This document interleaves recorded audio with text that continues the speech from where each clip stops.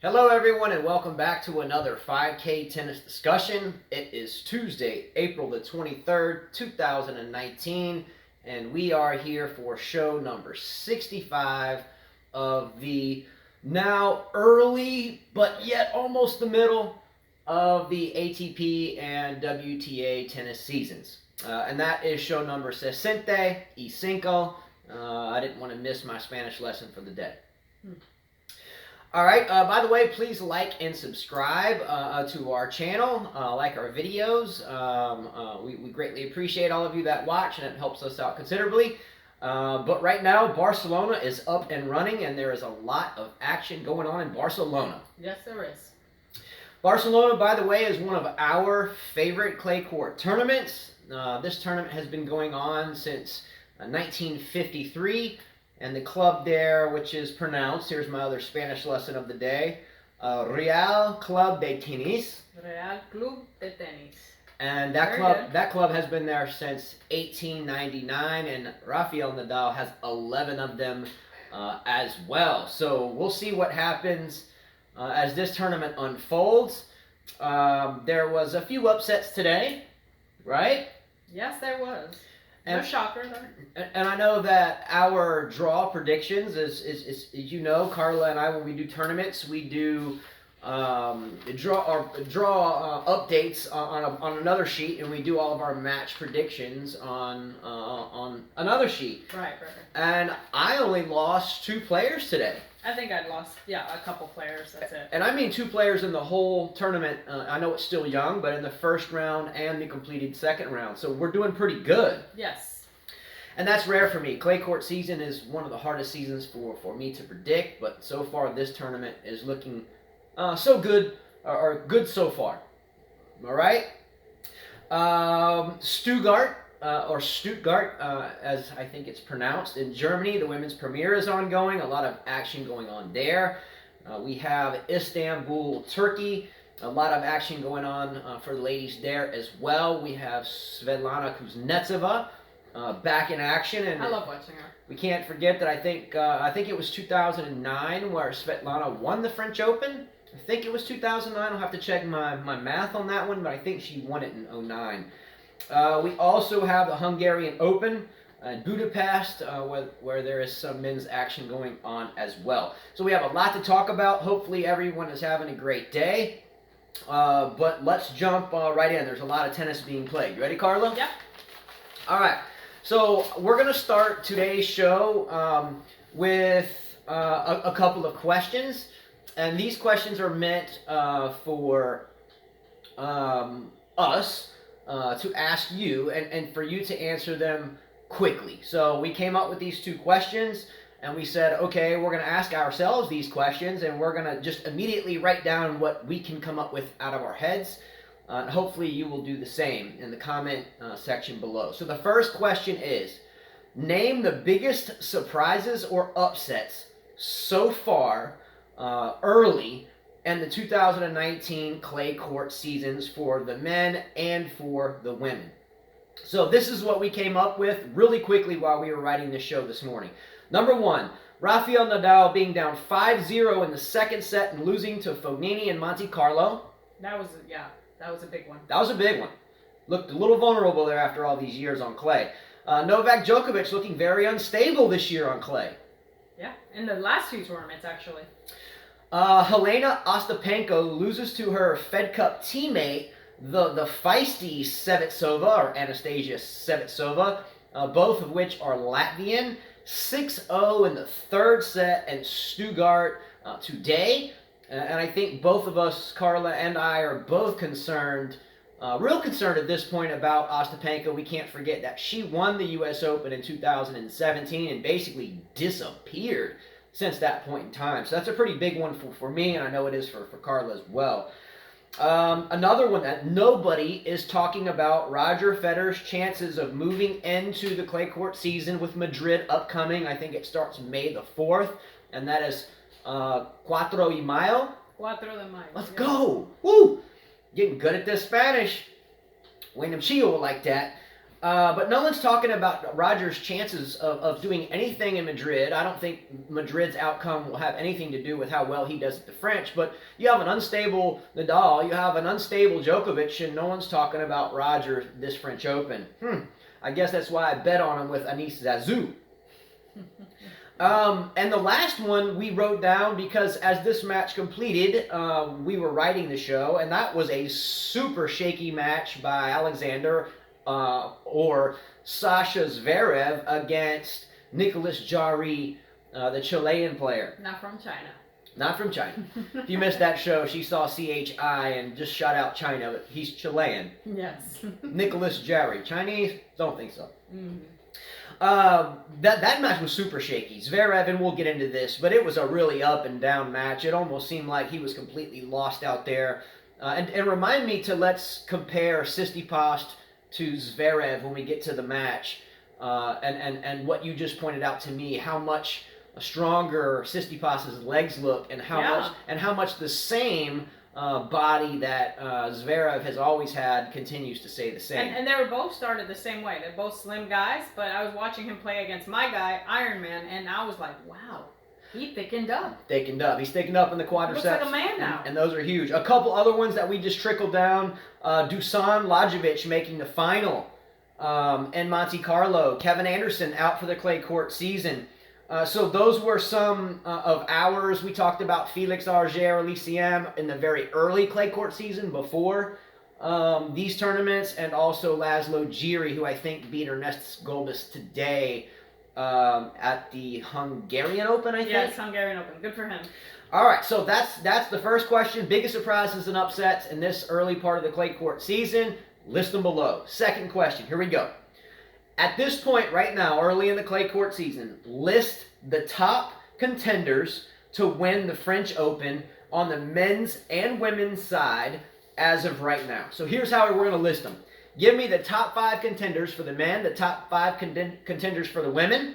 Give me 2 substitutes in case something happens with one of those 5, and then some long shot dark horses that Carla and I always do as we run up to a major. Who are your dark horses? Here were mine, and I'm going to run through them quickly. Men's, Rafael Nadal, Roger Federer, Novak Djokovic, Daniil Medvedev, Dominic Thiem. My subs, Kei Nishikori, Lajovic, who just made the Monte Carlo final. And then my dark horses, Guido Pella, Laszlo Giri, Jamie Munar, and I like this guy Struff. On the women's side, Muguruza, Garbi Muguruza, Simona Halep, Serena Williams, Sloane Stephens, Belinda Bencic. My subs being Alina Svitolina, Madison Keys, and don't laugh at me, but my long shot dark horses, Kazatkina, who won her first match today in a long time, and I think she made a quarterfinal at the French in 2018, if I remember correctly, and Victoria Azarenka. Carlo, who are yours? We have similar. I have Nadal, Djokovic, Tsitsipas, Fognini, Federer, Thiem, Felix Auger-Aliassime, and Wawrinka on my side. And then women, I have Serena, Halep, Azarenka, Kerber, Muguruza, Sabalenka, and Bencic. Good picks. So similar. You said 7, so I picked 7 exactly. You did great. So who are yours? Your top 5 contenders, 2 subs, and then some dark horses, maybe in case the subs had to sub for them. Yeah. Cool. All right, Carla, so let's... Also, Kevin Anderson is out of the French Open due to injury. He's skipping it. I would Smart. I would assume that Kevin Anderson, being the big server that he is, I think he's had a nagging injury. Correct me if I'm wrong. I think it's a nagging elbow. Yeah. So for him, being a big server and the surface neutralizing that serve, I don't think he wants to keep nagging that elbow.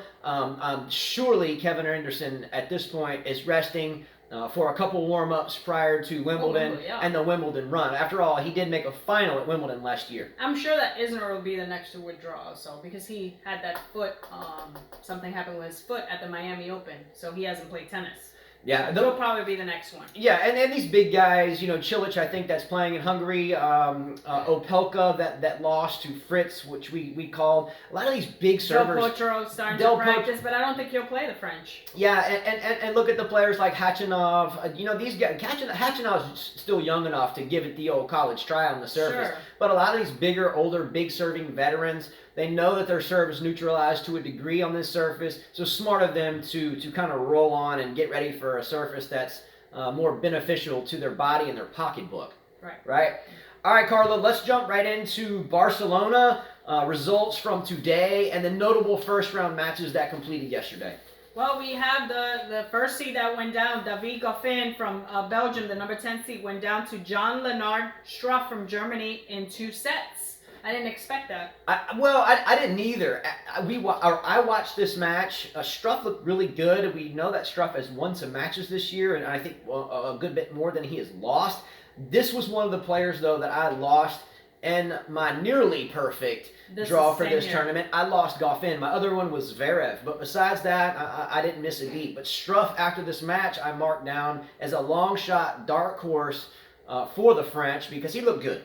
Well, he'll be facing Stefanos Tsitsipas, the 5th seed from Greece, who just defeated Martin Fucsovics from Hungary in straight sets. So that'll be a tricky match for Tsitsipas, but I think he'll still move on, actually. And then the way he looks, honestly, I was glued to the TV. I was like, I've never seen Tsitsipas that thick before. Yeah, Tsitsipas has noticeable gains at this point in the quadricep area. Again, if you're unfamiliar with the quadricep area, the front part of the top half of the leg, which is really important in the game for footwork, for getting up and going after balls, for any aspect of the game. The quadriceps are highly important. And his quadriceps, once you pointed it out, I was like, wow, looks like they nearly doubled in size. Yeah. Whereas you have Sasha Zverev, who lost today to a tricky but inexperienced Nicolas Jarry in 3 sets after having many opportunities to win this match. If you look at his conditioning, Zverev versus the younger Tsitsipas, it looks like Tsitsipas is the one digging deep in the gym, and Zverev is still looking for someone to guide him mentally with the likes of Lendl that I think is coaching him now. But I'm not too sure this young coaching partnership is doing too much good for Zverev. I think he needs a trainer in the gym and less of these high-end coaches to fill the limelight and the cameras up. You know, if I were him, I'd call Andre Agassi's personal trainer back in the days. That guy was, worked out Agassi pretty good. Next match is Dominic Thiem from Austria defeated Diego Schwartzman from Australia pretty easily, 6-3, 6-3. I expected him to go through pretty easily, actually. He is the more powerful player, the bigger player. He has a better game on clay, the one-handed backhand, and has more matches on clay, too. Thiem did look on point today. Schwartzman looked like Schwartzman, so it looks like Thiem may find his groove here. I know he didn't do the best of the best in Monte Carlo. He did all right. But needless to say, he looked like Thiem today, and Schwartzman had no answer for it. Yes. This match was no surprise. Why? Well, Americans don't do so good on clay. Frances Tiafoe, the 14th seed from the USA, went down to Jaume Munar from Spain, 6-4, 6-3. I watched this match as well. Carla was with the kids this morning on multiple errands, and I had the opportunity of watching this match. I did have to turn the volume down. Munar, and I won't get into this today because we have so much to talk about, but his screech level index, the pitch of his screeching, was incredibly high. I couldn't even write this show without turning it down. It was that hard to deal with. So I still watched the match. Tiafoe, again, is a fine young man. I love his story, but his game is just it needs some work, and we'll just leave it at that. I'm not surprised Munar won this match. He is from Mallorca, which is, again, where Nadal is from, an island off of the coast of Spain, and he trains at Nadal's camp, and I hear he trains very, very hard. Not saying Tiafoe does not, but home field advantage, Nadal camp. There with the coaches watching, I'm sure he was pretty pumped up for the match. So he'll face Thiem. Who do you give that match to? That's a good match. This is the first real good match that I think will happen in this tournament. Struff Tsitsipas could be a good one as well. But I'm going to give this match to Thiem. I do think that if Munar wins, it won't be a shock because of the home field energy. But I do think that Thiem rolls into the 4th round. Well, next match that we had was Kei Nishikori, the number 4 seed from Japan, defeated Taylor Fritz from the USA, 7-5, 6-2. Taylor Fritz had won earlier against Opelka in 2 sets, but went down to the veteran. I consider him a veteran. Yeah, Nishikori, by the way, is good on clay. I think there's a couple of our viewers, or maybe it's just one, that actually picked Kei Nishikori to be the top clay court point accumulator as the French Open That was Casper. ends. And Casper Detzeville, by the way, we just sent you your other set of strings to the Massachusetts or Boston area. Was it yesterday? Yes. Or the day before? Yesterday. Since he's visiting the States from Poland. But Nishikori is very good on clay, and he looked very good today. And his opponent, Fritz, didn't play bad. Fritz played to the best Fritz can play, and Nishikori went through him. Next match, which was the big seed that went down. Alexander Zverev, the number 2 seed from Germany, went down to Nicolas Jarry from Chile in 3 sets. 3-6, 7-5, 7-6.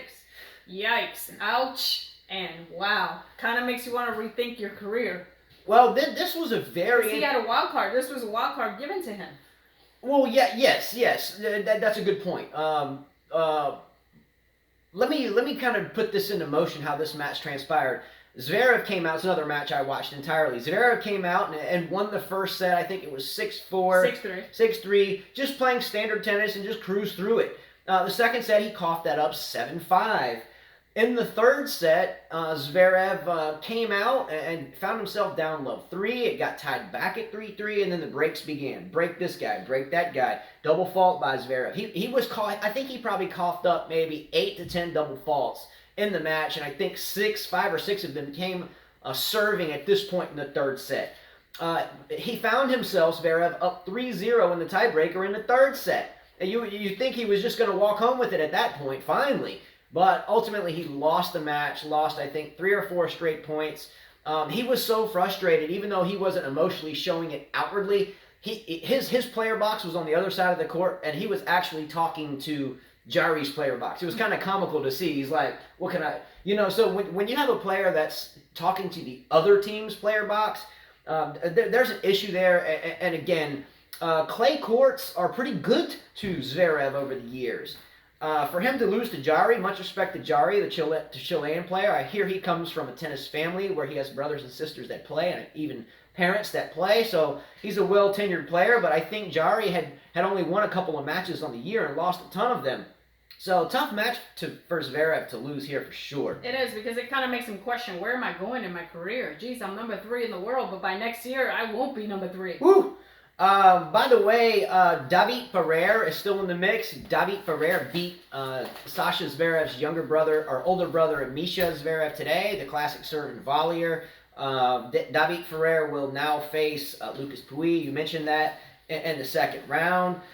Another match to look out for here is I want to see what happens between Khachanov and Peya. Guido Peya, the Argentinian player, in the next round. I have Peya winning that match. Yeah, I have him on my draws as winning that match as well. I'm curious to see what the only really huge server in this entire draw can do against a really crafty Peya. So that's another match I want to see. A blockbuster match for me in the second round, then we'll move forward to the next tournament. Daniil Medvedev, for me, is someone that is on my radar to go deep into the French Open. He plays Ramos Vinolas. And Ramos Vinolas is an elite clay court player. We forget about him because we don't hear much about him except during clay court season. But Ramos Vinolas has a real shot to do well at the French Open. Both of these guys, Medvedev and Ramos Vinolas, are clay court specialists, so I'm looking forward to this match as well. Well, I'm looking forward to seeing Felix Auger-Aliassime play the veteran Jasiri. Kohlschreiber pulled out, so Jasiri had to play against Androssi and won that match. The veteran Jasiri, by the way, should ultimately lose, in my opinion, to Auger-Aliassime. Jasiri's a fine gentleman, been around a very long time. I think that Auger-Aliassime will end up facing Nishikori, and Nishikori will ultimately pass right through that. Now, I don't think so. Nishikori's draw opened up extremely well when Fognini's playing. I thought I heard Fognini pull out. I guess it was just a rumor. He's playing. It should go through his next round. Yeah, as long as Fognini. Now, watch out for Garin, Garin. He's another Chilean player. So you have Jarry and Garin that are doing both very well. So watch out for these guys this tournament and moving into the French. Right? So we're good with Barcelona? Yes, we're good with Barcelona. All right, let's move into Stuttgart. Let's give the women some much due respect, and let's go with Stuttgart. Well, good for Daria Kasatkina, who finally won another match. So this will be like, I think, the second match she wins, or third. She won against a good player, Elise Mertens from Belgium, 7-5, 7-6, 7-5. So it was a tight match. She did need this match for her confidence going into the French Open. Even though I don't think she'll do as well at the French Open, she needs as many matches this year. This is a great win for Kasatkina. You know what I mean? Yes. She has had a rough start. Yeah, we started this year on this show talking about how we were both worried about the career or the future career paths of Kasatkina and Ostapenko. Ostapenko has still kind of hung flat there at a very worrisome level. Is it the curse of the French Open? It could be the curse of the French Open. Kasatkina, though, having not been a major winner, didn't she make a U.S. Open final? Or a semi-final. So she kind of fell off after that. But Kasatkina reminds me a lot of Carla on court, and so I've always had kind of a fondness for Kasatkina, and it's really good. She did make, by the way, a quarterfinal of the French Open in 2018. I said that earlier, and I forgot I had written that down here. Great job for Kasatkina, and Elise Mertens is a solid player. It's a solid player, so that's a great win for her. She pulled it out, a very tight match, but pulled it out. Yeah, so we have Osaka in this tournament, too, that's on a bye, and then we have Suárez and Kei Nishikori. Yeah, and then you have these three, and don't forget Vekic, and I don't know if you wrote that one down, but this is a loaded top half of this tournament in Stuttgart. You have Osaka, Suárez, Qian Wang, Elise Mertens, Kasatkina. Well, Elise Mertens is out. Kasatkina. Yeah, well, you had a lot. You had a loaded section. So. And Halep pulled out of this tournament due to hip injury. Oh, I heard that. Also, Muguruza pulled out of this tournament. Oh, Muguruza's out? Which they put Vera Zvonareva in her place as a lucky loser. Vera's a good lucky loser for someone to play. Yes. So that would mean that Zvonareva is playing Azarenka then. Correct. Okay, interesting. So that's still two veterans. Still an interesting first round match. Yeah, Pliskova is also on the top there waiting for Vera, Zvonareva, and Azarenka to go through. Once she'll get one of those two, you also have Pavlyuchenkova and Georges playing each other. Konta Garcia should be a good match. Yeah, that's a loaded top half of this draw. Osaka on a bye, Qian Wang, Suárez, Elise Mertens, Daria Kasatkina, Donna Vekic. You have the lucky loser. Where Halep was in there. So they put and then you have Pliskova, Zvonareva, Azarenka, Pavlyuchenkova, Julia Georges, Caroline Garcia, and Anett Kontaveit all in the same half. Yeah. That's a loaded tournament. Well, then earlier, also, Anastasia Sevastova from Latvia defeated her compatriot, Jelena Ostapenko, 6-2, 4-6, 6-0. This was a worrisome match.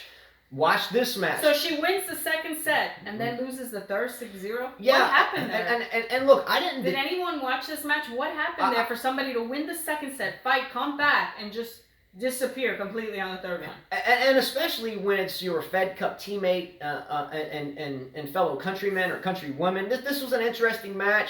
The first two sets were great tennis, and the third set, it happened really rapidly. Ostapenko, if for some odd reason you are seeing this video, I'm surely that you are not. We are really pulling for you to get back on track. Fine young player, and has just found a flat spot. And hopefully we get going in the right direction again. I still would love to put Ostapenko on my radar screen as now being a long shot, if that makes sense. She won the French Open in 2017. But now I'm saying I would love to put her on the radar to win it in 2019. I would love to do it, but right now I just cannot. Do you agree or disagree? Agree. Next match we have was Laura Siegemund, wildcard from Germany, defeated Leslie Azarenka, the veteran, 6-2, 6-2. Also, Dominika Silvakova from Slovakia went down to greet Menen, a qualifier from Ukraine, as well, 7-5, 6-3. So you'll have Kvitova against Menen, Petra Kvitova, and then you'll have Sevastova against Siegemund in that bottom. Hey, good job for this qualifier from Belgium, Greet Menen. Good job for her. Silvakova is no slouch, by the way. And great job for Siegemund from Germany. She wears really high socks. I've watched her play a few times, and I always remember her high socks. So I don't really remember her game. And I mean so that. another I Bethany Maddox Sands? Yeah, she's a Maddox Sands lookalike, at least from the knees down. Again, it's not that she has a bad game. It's not good enough for me to remember like the ins and outs of it, but I remember her socks. But her opponent that she beat, Azarenka, the Ukrainian, is a good player. I know she had an ankle tweak. I think she just let go of her coach. So she's been up and down as well. But good job for Siegemund. But I think that Sevetsova will ultimately crush you in the next round. Then you have Kiki Bertens against Annalena Friedsam from Germany. Mandy Minella from Luxembourg against Belinda Bencic from Switzerland. Sarah Sorribos Tormo from Spain against Andrea. Actually, didn't Pekovic win already? Pekovic won today, and I watched some of this match. She did win. More like highlights. So the second round match between Angelique Kerber, the 5 seed, and Andrea Pekovic, one of my favorite players of all time, not just because of her dance moves, but I like this match a lot. Andrea Pekovic went to the French Open semifinal in 2014. It seems like just yesterday, by the way. Yes, it does. I remember when we were talking about that then, Carla. I think Kerber will probably be too much for Petkovic if Kerber is putting 100% into this tournament. We discussed this on the last show. Some of the major players get into these tournaments, and yes, this is a premiere. Surely she wants to do very well. I think they just want to cover their points, depending how far they went last year. Well, sometimes multiple Grand Slam champions have enough capital in their bank accounts to not particularly care how much energy they expend or not, if it's going well and they're just flowing through the match, great. But sometimes deep into matches, sometimes they check their bodies and say, is this good for me or not good for me to do? I think Petkovic will You can't blame them for that. You can't blame them for that, sure. That's why they are the best in the world. I think Petkovic could really use a win here. Surprised I haven't seen Serena. I don't think she's going to play one warm-up tournament. She'll play the French, though. Yeah, she never really plays these warm-up tournaments. So great tournament. I say in this tournament, let's take a look at Osaka, too. She has said herself for 2 years now, and here's her quote. You always hear her say something like this: "There are many clay court specialists out there, and I know I'm not one of them." So, again, I don't expect her to be her best Grand Slam, and if she loses, I wouldn't be shocked, and she shouldn't feel bad about that.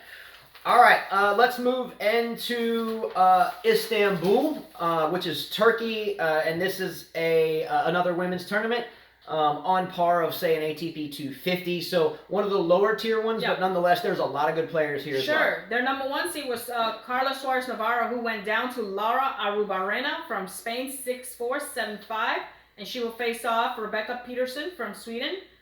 You have the veteran who came back, Svetlana Kuznetsova, who beat a wildcard player in 2 sets and is waiting for Ajla Tomljanovic or Marketa Vandrosa to play. All right, hold on that section right here as well. I saw a couple of these matches today while you were driving. So, by the way, in my opinion, Suárez Navarro has never been, let's say, in my opinion, and you guys may fry me for this, but I don't think Suárez Navarro, especially with the one-hander, has been ever that dominant on clay. I know she's done well, she hasn't, but Arrubarrena. Now both of these are Spanish girls, and I know Arrubarrena is much more at home on the clay. So I'm not really shocked that Suárez Navarro lost this one. If these two faced off at, say, Wimbledon or the U.S. Open, then I would have been shocked. So not a big shock here. But watch out for Kuznetsova. She won the French Open in 2009. She's still fighting. I had an opportunity of watching Kuznetsova play Justine Henin in the final at the U.S. Open in 2007, and that was a great time. I hope Kuznetsova does well here. I cannot stand her screech level. It's way through the roof. It hurts my ears. But I'm really pulling for Kuznetsova, less the screeching, to do really well at this tournament. Yeah. Well, the winner of this tournament gets $43,000 compared to the last one, $153,000. I was just looking at that. Hey, it's a good warm-up nonetheless. All right, Barbara Strykova defeated Victoria Kuzmova from Slovakia in 3 sets and is facing Sorana Sărsti from Romania, who defeated her compatriot Irina Bara from Romania. It's a good match. Yep. In this bottom section for me, someone that is important to be noted of. I'm not saying, watch out, watch out. Be noted of Kirsten Flipkens. She has a tricky game, and she kind of rolls with the flow. She can play quickly. She can play slowly. She can play tricky. I would like to see how Flipkens does in the bottom half of this draw. Well, she has Diana Yastremska, who's a tough player, and you have Kristina Mladenovic, who now has Osaka's old coach. So we'll see what happens there. But one of those two is going to lose right off. Yeah. Yastremska's very young. 18. Mladenovic is Tiem's girlfriend. So she's about 23, 24. You see what I'm saying? Sakari went down today, and not that Sakari's great. We've talked about Sakari earlier on these shows about she is so big up top, it's really hard for her to move around fluidly. But in the rest of the bottom half of this draw, it's kind of wide open. And then we get to Mihaela Buzărescu, the Romanian player, who is really good on clay as well. Yes. So this is a good little tournament here. Yeah. Again, I'm really liking this Aruba-Barrena girl, not because she beat Suárez Navarro, because she's good on clay. I really like Kuznetsova here, that won the French Open in 2009. I'm a fan of Strykova and Sursti. By the way, the French girl here, Parmentier, she won straightforward today, 6-1, 6-1 against Evgenia Rodina from Russia, easily 6-1, 6-1. Carla and I watched the Fed Cup the day before yesterday, where Parmentier won a decisive third set against Bagu, the Romanian player, to help lift France over Romania as we move forward in this new Davis Cup, as we move forward in this Fed Cup end of the year type run. Well, Bagu was supposed to play this tournament, but she had a right ankle injury, so did not play. Probably happened playing Parmentier. That was a tough match there as well. Yeah. All right, so good luck to all those young ladies. Let's move to the Hungarian Open Budapest. I think your 1 seed there is Cilic. Number 2 seed is Koric. What we got going on there? Coric is the number 2 seed. Well, Coric, yeah. The only matches that I see, there's a few matches that played, and Bernard Tomic from Australia went down to Aljaz Badin from Slovakia in straight sets. Barenti defeated Kukushkin, the number 7 seed. Bashvili will play against Gojovic. And we have Jiri, who won a tough match today against Ernests Gulbis from Latvia, the veteran. All right, so top half here in the Hungarian Open. This is an ATP 250. Again, lower on the totem pole than the likes of Barcelona, but very much important. It's a warm-up tournament for Roland Garros, the French Open. So there are players here that we need to look out for heading in to the clay court season. Obviously Cilic, but I don't really expect. I think Cilic to be in the same company with Del Potro and Anderson and Isner, and let's see what the young Hachanov's going to do here. But these are big serving guys with the serve +1. In other words, Serbian. Cilic is Croatian. Croatian. I said serving. Big serving, not guys. serving. Oh, okay. I said serving. Big serving type guys yes, that tend to rely on a big serve and then dictating the point. And then, trying to break through on some break games. But a lot of times we're going to 6-4, 7-5, 7-6s here. But watch out for Cilic. Let's see how he does. Berrettini, by the way, was a good win over Kukushkin. Kukushkin is a solid player, has been for a long time, but a good win there. Bashlasvili, we'll see how he does. My guy I want to watch here is the Serbian Laszlo Jiri. Well, we also had Lajovic, who was supposed to play this, but he had an elbow injury, pulled out. We had Cecchinato, who pulled out due to illness. Zumor, abdominal injury, and Manorino, ankle injury, all pulled out of this tournament. And also a notable gentleman here that lost was Momir Kekmanovic, the young Serbian player. So we had Kekmanovic in this tournament, Serbian. We have Hurkacz lost too. Hurkacz, but isn't Hurkacz Polish? Yes, he's Polish. And we had Krajinovic that won today over a very tricky Andreas Seppi in the bottom half.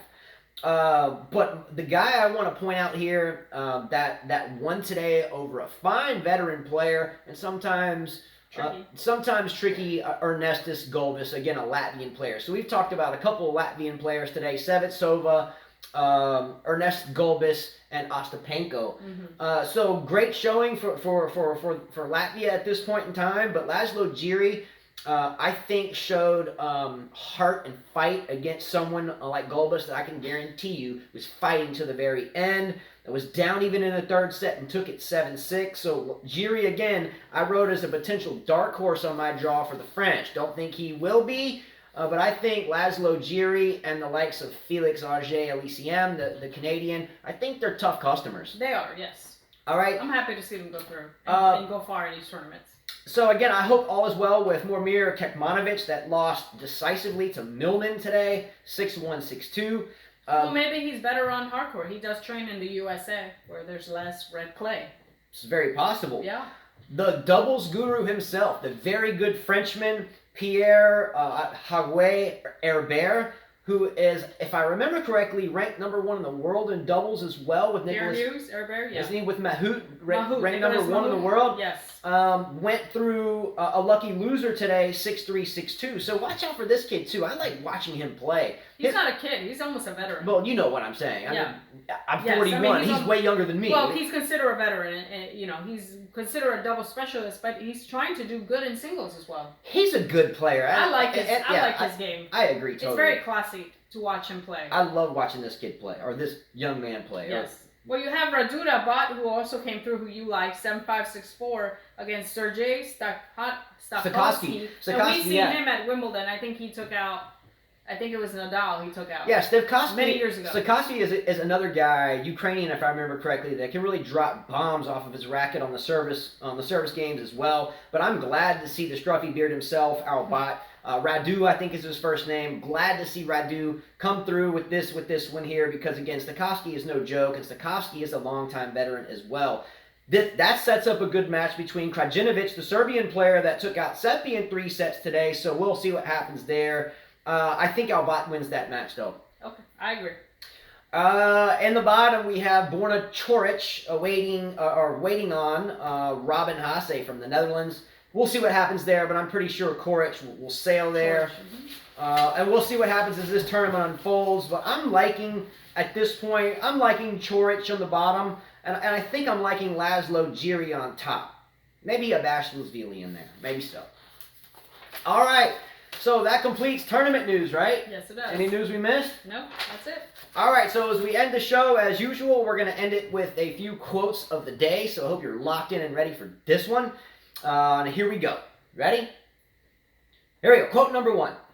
The 2 most common elements in the universe are hydrogen and stupidity. All right, that came from Harlan Ellison. Let me give you a couple examples, in my opinion, of stupidity. Cigarette smoking. Sure. Cigarette smoking is pretty stupid. It is. Number 2, this is the one that just came up rapid fire writing this. The rush to have one's own children drive a car. Hey, they're 15, we got to get them a car, now they're 16. I think it's relatively stupid to give children a guided missile to drive around on. I think it's stupid. You got any examples of stupidity? Well, there's many. I mean, I don't know. I know another example of stupidity, and this is another quote that follows suit. There are 2 ways of arguing with a woman, and neither one works. So therefore, it is stupidity to try to argue with a woman, because neither way works. And that quote comes from Will Rogers, by the way. All right, quote number 2. As you get older, 3 things happen. The first is your memory goes, and I can't remember the other 2. That's good. And that comes from Norman Wisdom. I don't know if that was just a screen name or if that was the lady or gentleman's screen name, but I like that one as well. I'll give you a couple of examples of why this is so true for me.